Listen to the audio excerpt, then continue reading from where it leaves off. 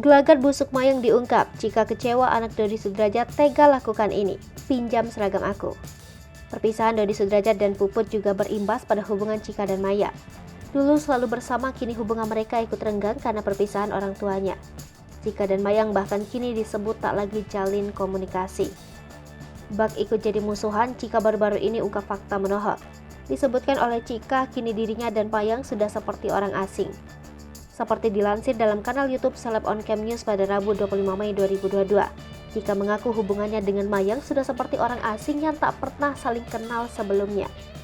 Bukan cuma itu saja, Cika juga kepergok ungkap borok Mayang ke publik. Bak sindir gelagat busuk Mayang, Cika sebut anak Dodi Sudrajat ini tak mau kembalikan barang yang sudah dipinjam. Dalam kesempatan itu, Cika membeberkan fakta bahwa Mayang pernah meminjam barang miliknya saat kedua orang tuanya sudah bercerai. Cika pun langsung mengirim barang tersebut menggunakan pengiriman online.